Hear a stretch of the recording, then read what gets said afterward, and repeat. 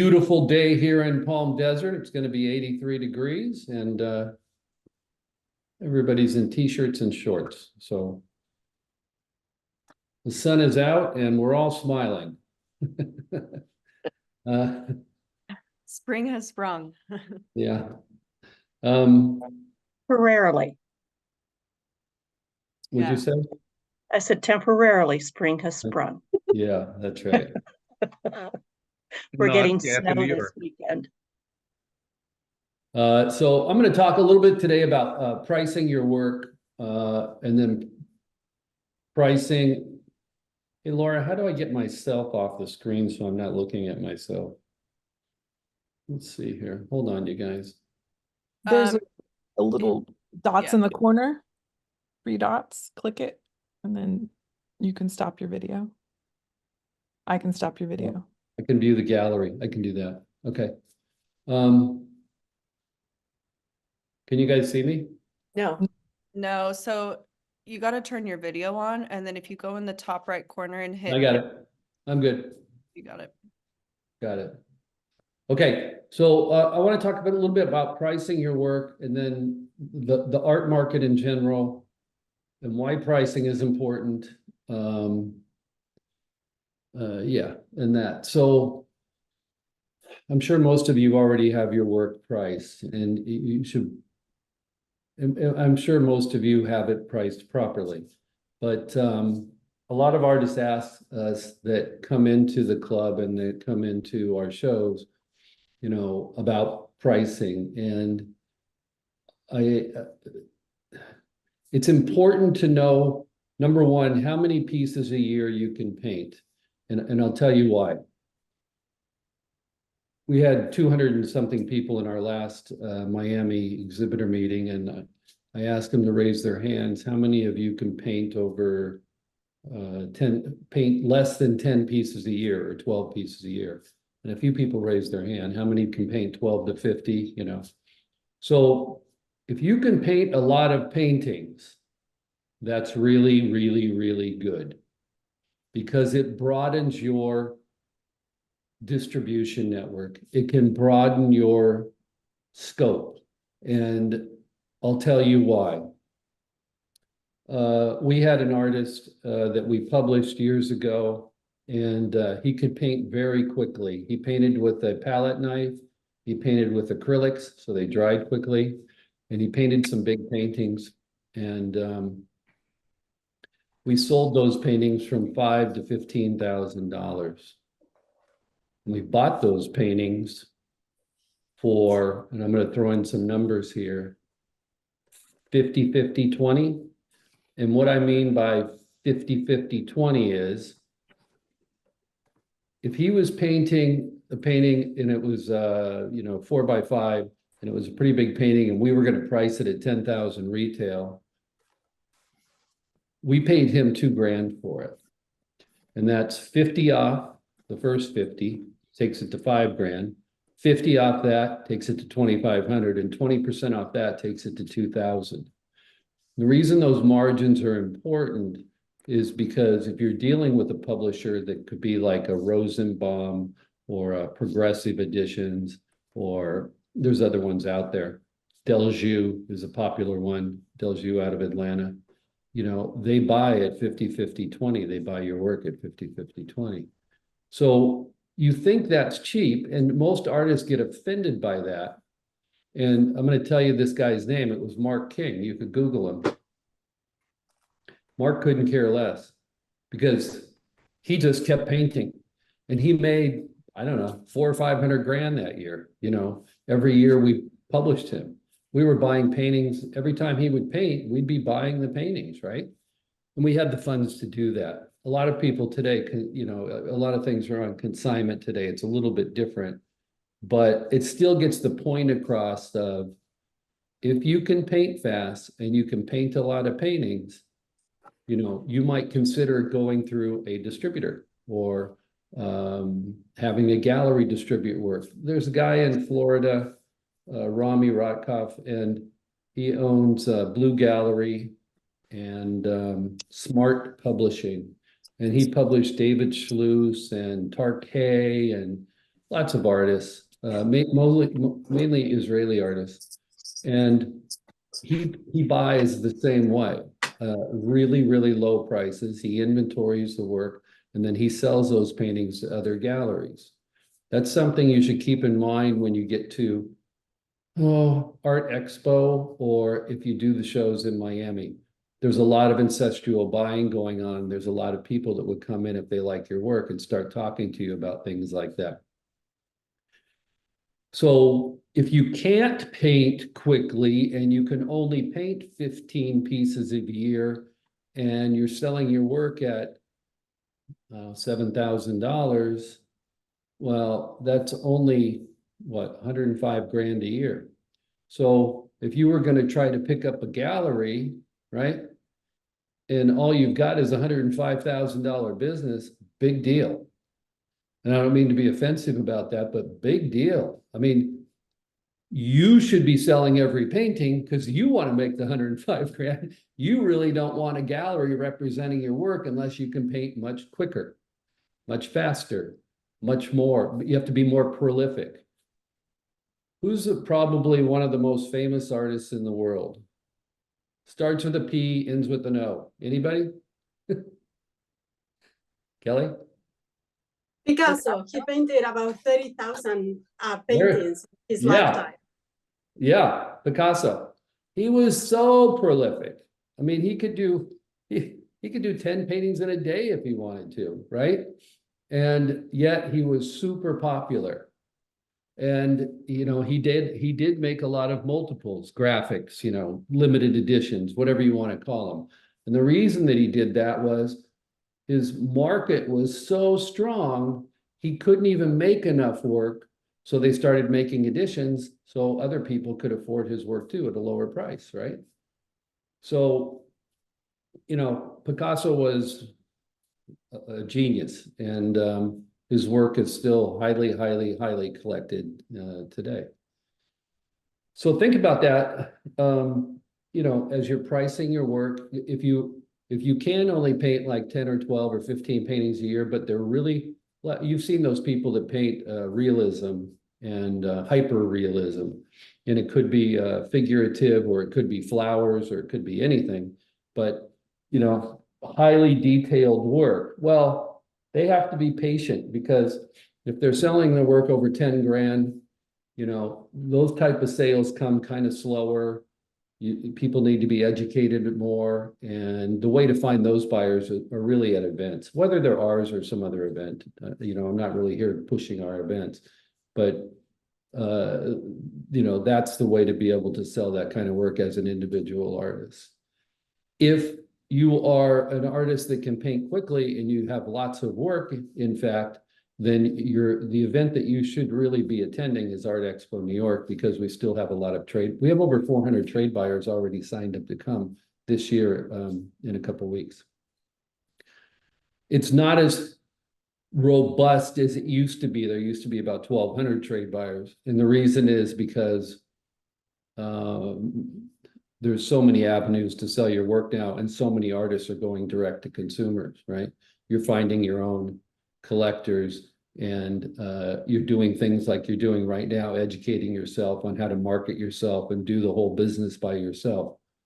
But if you ever did go to New York and you did find dealers, I would highly, highly suggest that you attack that and find distribution points around the country if you're prolific enough to fill up some dealers and work with galleries. It's a good way to go. And when you think about working with a gallery, think about them, because I can't tell you how hard it is to be a gallery owner and support a gallery. You have to hang the work. You've got to provide shows. You've got to turn on the lights. You've got to vacuum. You got to pay the bills. You got to pay the rent, and hoping that you're going to sell work, right? And, most galleries sell work anywhere from $2,000 or $3,000 to, I don't know, $25,000, $50,000.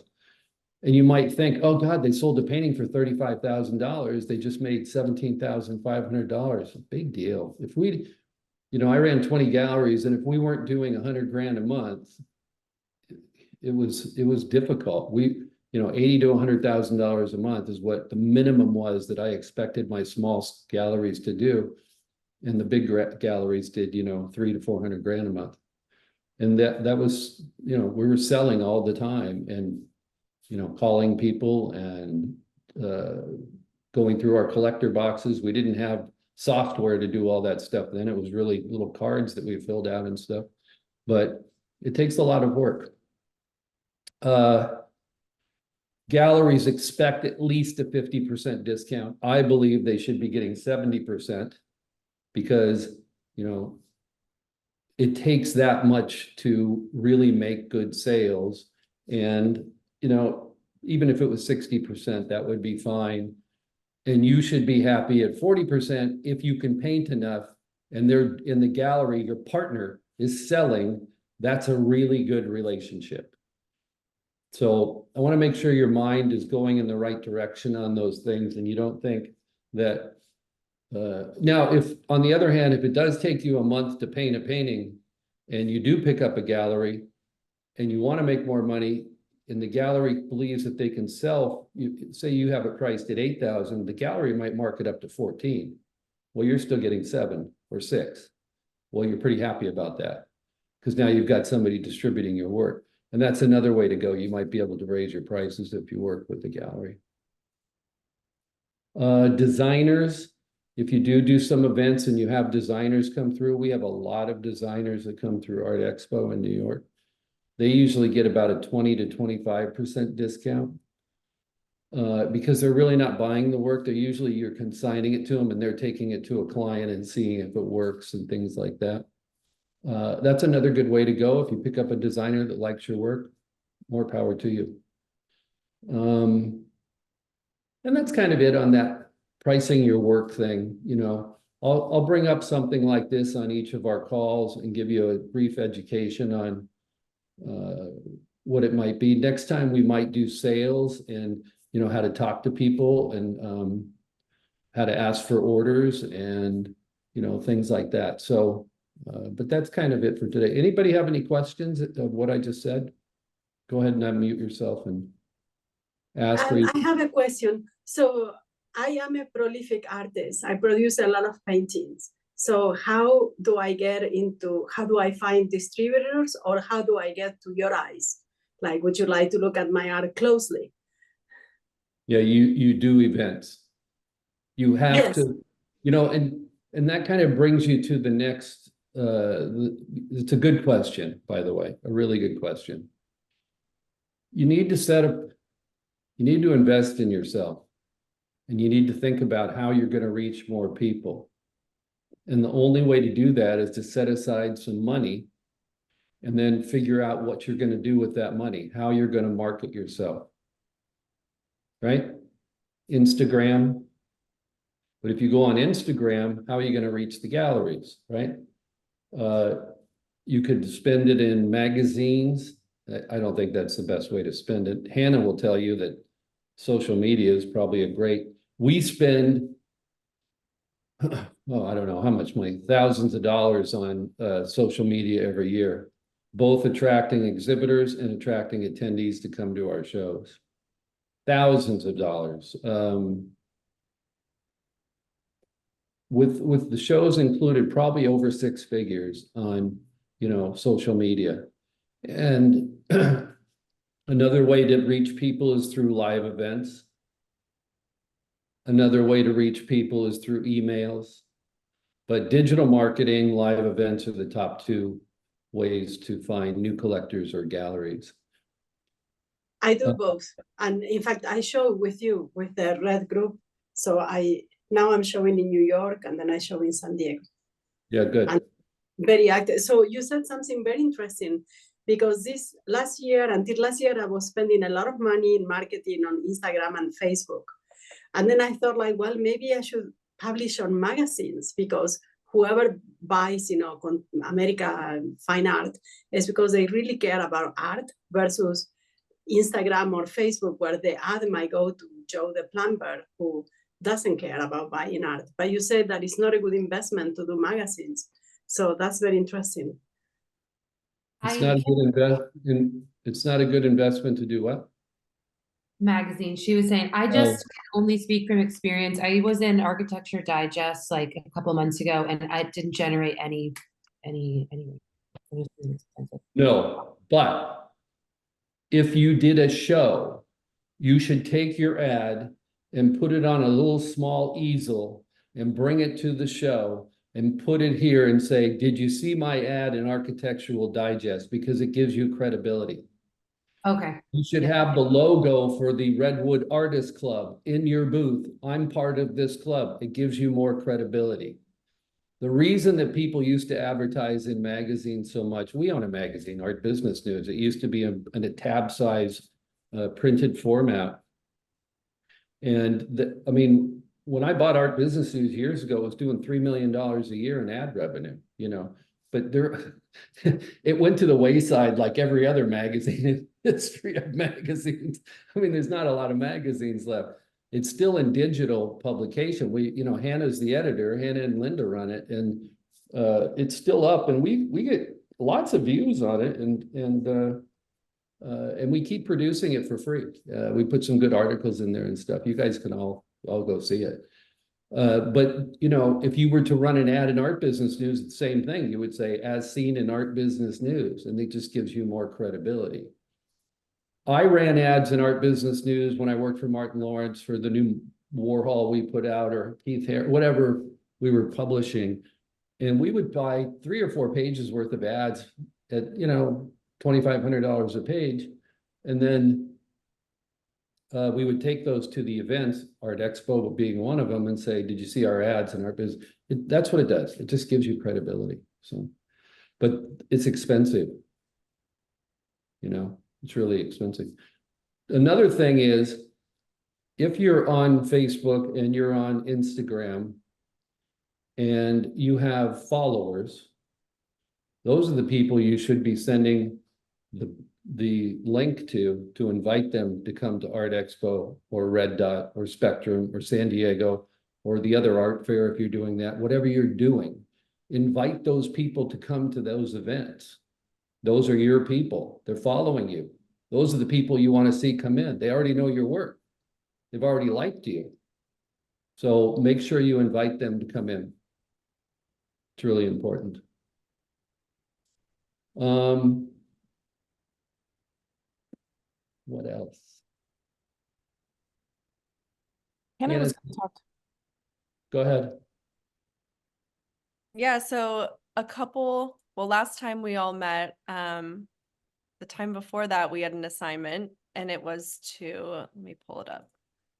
So collect 10 names for your email database, and then also, if you had not started an Instagram, to start one, and then post 5 times, as well as on Facebook. And then I also mentioned that there's really easy ways to create reels within Instagram, and especially in today's world, video content is king. It's so big, and it really helps get your posts to the top of people's pages because Instagram just loves all video content. So I have about 7 real examples, and maybe if there might be an easier way. If you send me an email, yeah, well, I could screen share. I'm going to send them in the chat here. Real quick. It's easier to see if you open them up on your cell phone with all of these reels, because it'll open up Instagram and you'll be able to see where it says use template to create these reels. So these are all examples. Some of them, they're not specifically art related, but the sound and the timing of the reels is a really good example that you could plug and play with your own content. Whether that's, showing a new collection that you have, showing the pieces that you'll be bringing to Art Expo, showing behind the scenes of your studio, or whatever it may be. So these are really good examples of just easy to create reels right here. And like I said, if you open them in your mobile phone, you'll be able to, once you have it pulled up, there's underneath right where you see the caption, it'll say use template, and you click on that, and that'll take the sound and the timing of each cuts that you would need to add, and you just plug it in right there, and then it'll create the reel for you. So my assignment for you guys for the next time we meet would be to create a reel or two, or do all 7 if you really want to do all 7. And then with these 7 reels, that's one social media post that you can push out a day or one a week. And yeah, it's just really easy content. And then also in the social media app, if you're in Instagram and you click on, say you have Instagram pulled up and you go to the bottom, there's a little play button that looks like a video, and that is a really good way to find new content to create, especially if you're in, you have a business account, you're really engaging in a lot of artwork and you're taking in a lot of art content. This will feed you so many new ideas that you can use for your own content as well. So if you have any questions, please let me know. Maybe next time, Hannah, you could share your screen and, right? It would be easier to share. I wish I could share my phone because you can't really Right. create within, You could go like that. You could get the Zoom app on your phone and do it. Oh, I could do that. Yeah. We could totally do that. And then we could go through creating a reel. In April. Okay. Yeah, that'd be great. Mhm. I wonder if I could also create a video recording it, and then you would be able to see where to click on everything too. Oh yeah, screen share. Be Mhm. really nice. Yeah, so those are just some really fun examples, and I would make your focus on video content as much as you can, especially leading up to the fair and after the fair as well. How much do you think that an artist should be spending on Instagram per day? $10? $5? You could do $10 a day. I would actually, it depends how long you want to see, your results. So for Instagram ads, you can go in and boost one of your posts. If you have a business account, Instagram will actually feed you a suggested post that you should be boosting based on performance, impressions, how many people you've reached. So within that, you could go in, you could do $5 a day leading up to Art Expo. You could do $10 a day, for a week and see how it goes. You could do $100 a day during the fair and see what that gets you as well. So it's worth it. I mean, we know from our own end, we promote Instagram posts and Facebook posts to get attendees as well as exhibitors, and we've had really, really great success over the past couple of years doing so. So it's definitely worth it to set aside. You can set aside $100 and see where it takes you. It's So you definitely, do sorry. no, go ahead. So you do recommend boosting posts on Instagram and Facebook? And do do. you target your audience that you're boosting to, or do you let Instagram and Facebook do that? You can go 2 different ways. So you could actually go, let's say you are doing Art Santa Fe and you wanted to have a targeted Art Santa Fe category, or you want a targeted category for New York, or you want just a general come visit my Redwood Art Group page or my website, whatever it may be, then you can let Instagram and Facebook target those people. So it would depend on if you're targeting someone to a specific location or to just a general website. Okay. But you do see the value in doing that. We do. So we do those for each fair.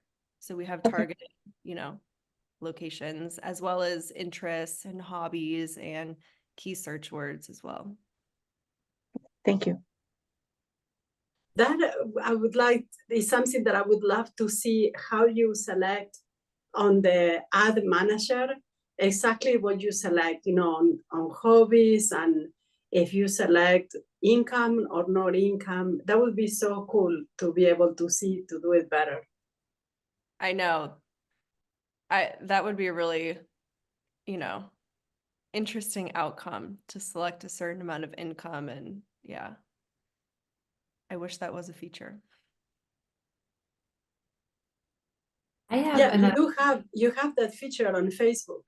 but I don't know Got it. if it's, so you can select, you know, the 10th percentile of income in the US, but it's not something that, so I never had anybody teaching me whether that is better to use, not better to use, you know, what are the best things to select out of all the ad manager thing. Yeah, so if you go into running an ad in the back end of Facebook rather than just boosting a specific post, so let's say you wanted to run an ad for the entire year or for 6 months to boost your art page on Redwood Art Group, that would be where you could really go in and get into like the nitty-gritty details of very specific targeting features. So you could, and then you want to make sure that you're setting it to either drive brand awareness or match it to products that people can shop. So that's like the detailed back end of it. But I would say when it comes to fairs and leading up to fairs, boosting specific posts would probably be the best bet. Katie, you had a question? Yeah, I did. I'm wondering, like, how can we use the Redwood Arts logo? Because that was mentioned. And so I was just kind of wondering, like, ways that we could use that logo, ways that we shouldn't use that logo. Like, for instance, I have an exhibition coming up, so I'm going to bring the magazine that we were talking about, and then maybe have somewhere the Redwood Arts logo, but I'm not sure like where to put that and how it should be used. So you're an artist club member. You can use that logo as well.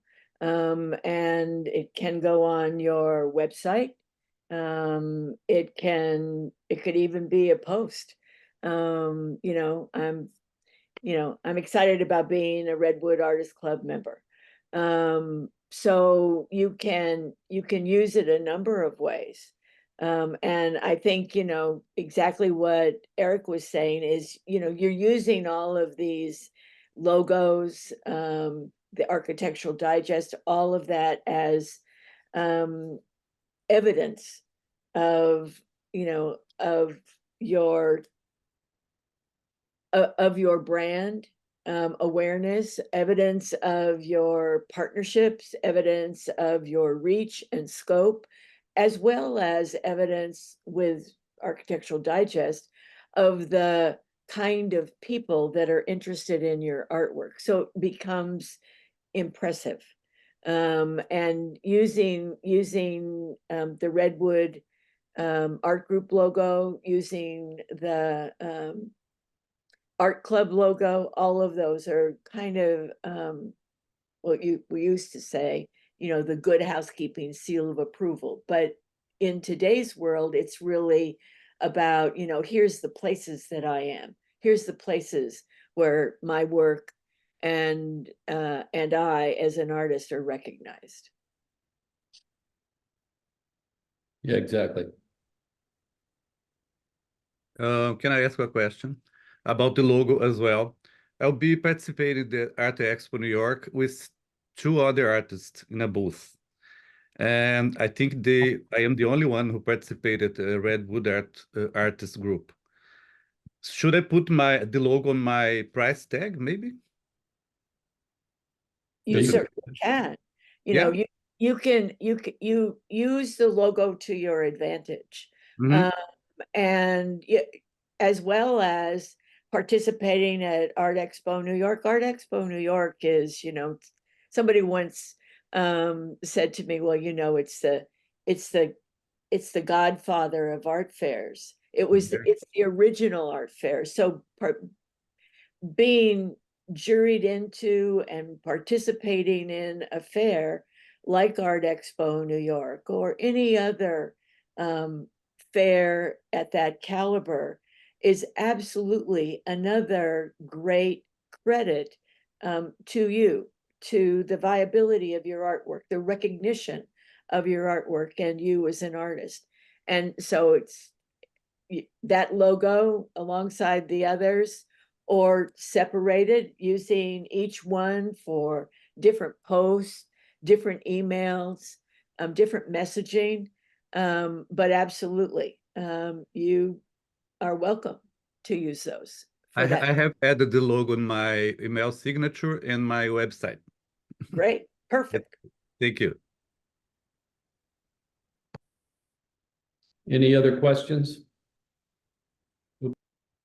Eric, I have a question about the pricing, which is always a very tricky subject. The size matters, of the size of the painting matters. Like I usually do big paintings like 36 by 48 or 36 by 36. And if I put like a very low price, I would, because I need to sell. But this trick about the size of the painting, of course, if the artist is known or not well known, what do you say about the size? The size is important. I mean, obviously, smaller paintings sell for less, right? Until you get to be multi-famous artists like Da Vinci and you paint the Mona Lisa and it's only this big. You know, but I mean, yeah, size usually is a factor in pricing your work. So 36 by 48 piece that might sell for 3,500, and you might do a 20 by 24 and that might sell for, you know, 1,200. So, you know, price it accordingly, right? Size matters, quality, if it's framed or not, did you stretch it? All of those things. You know,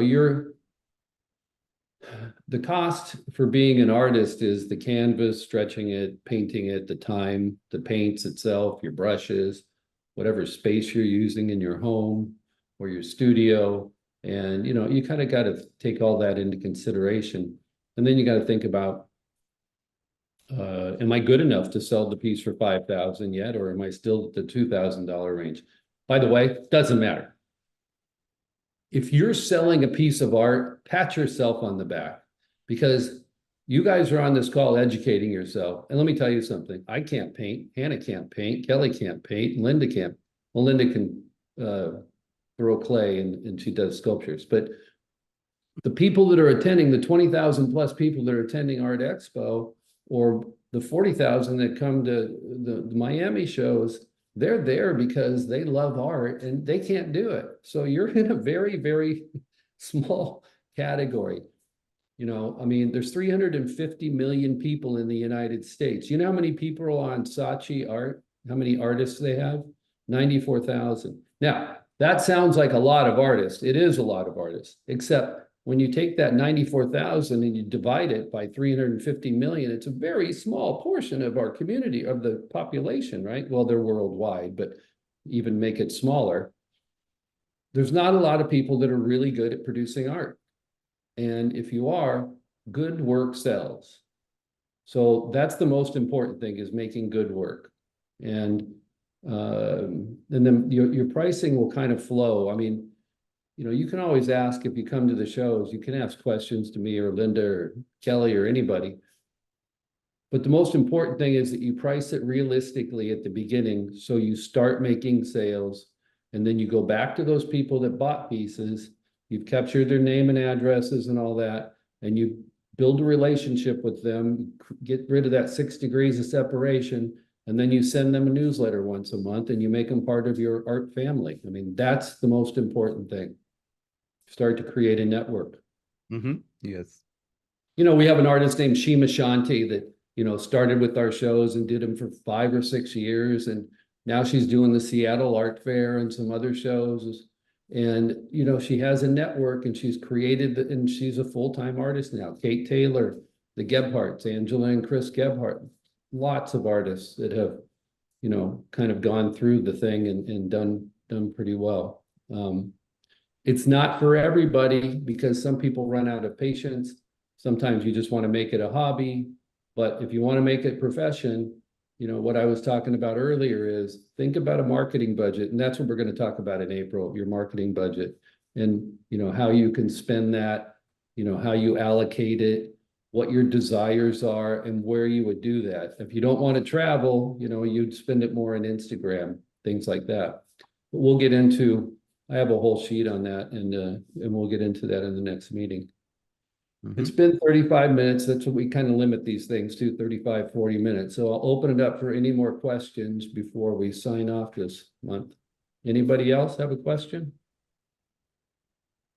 All right. Well, your assignment last time was the Hannah, the reels. Wait a minute. I got a bad eye. Collecting 10 names and your Instagram account posting 5 times and your Facebook account posting 5 times. You're going to want to do that again. And then you're going to want to review your pricing and then figure out if you have enough margin in there to sell wholesale to, you know, a distributor or a gallery, or if you even want to do that. But just kind of think about the things that I said. And if you have any questions about that, you can email me at eric@redwoodartgroup.com. And, you know, I'm happy to answer your questions. The next Zoom call we'll have will be April 17th. It'll be after Art Expo. So if any of you are doing Art Expo, you're going to want to attend the exhibitor meeting on site. We had one yesterday, a Zoom one. If any of you are doing Art Expo, I want you to keep this in mind. Keep your expectations low, because then you're not going to get disappointed. Think about collecting names. Don't think about selling. You first want to think about meeting somebody and greeting them. And you're like, what, Eric? I just paid $5,000 for a booth. What do you mean I don't want to sell? You do want to sell. Of course you want to sell. What I'm saying to you is, if you've never been to New York before, you're setting up shop for the first time. Think about a guy who opens an ice cream store in New York down in lower East Side, and he puts his shingle out and he's like, ice cream for sale, and nobody's walking in. Yeah, he hasn't advertised, he doesn't know anybody. I mean, it's the same thing for you when you go into an event, whether it be Miami, Santa Fe, San Diego, or New York, or Dallas, or wherever you're going. Nobody knows you there. So think about that when you're greeting people. Stand up, smile, shake their hand. Welcome to my booth. It's my first show. What do you think? You know, things like that. And then capture their name, address, phone number, email, whatever you can capture, because you're going to follow up with them after the show. What pieces do you like? I'm going to make a note of that. And if somebody's really interested, then what's the question you ask them? Anybody? What credit card do you want to put it on? Yeah. You want to pay by cash or credit? You bring your checkbook? That's how you do that. But think about that.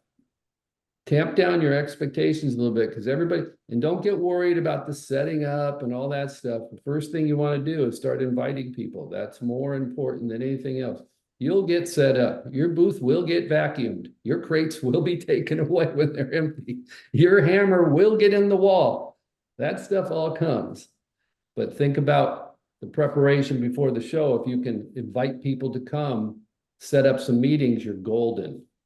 I just sold a booth the other day to somebody in Santa Fe because they want to find, how many galleries are there? 110 galleries or something in Santa Fe, and they want to find a gallery in Santa Fe. Well, the best way for them to do that is come to our show, because we had lots of dealers, Santa Fe art galleries, come through our show looking for new art, right? And that's the best way to do it. The best way to do it is to, send out an invitation to these galleries, even in New York, and say, hey, look, if you like my work, I'm willing to leave it with you after I'm done with the show on consignment. And, let's start a relationship. You got to think like that. It's hard to do the marketing side, I know, but that's why these calls will help you out. It's not going to happen overnight. That's why we're doing one a month. It's going to happen over the course of 12, 24, 36 months. I mean, Angela and Chris Gebhardt came to our show in a 10 by 10 booth. Now they buy a 12 by 40 or something in Miami, and they do, I don't know how many paintings they sell, a lot. And they're, $20,000 and up now, and they sold 8 paintings. They do 160 grand at the show, but they work their way up over 5 or 6 years. It didn't happen overnight. That's all we have, so we'll sign off with that. Good meeting. Thank you for coming. Thank you.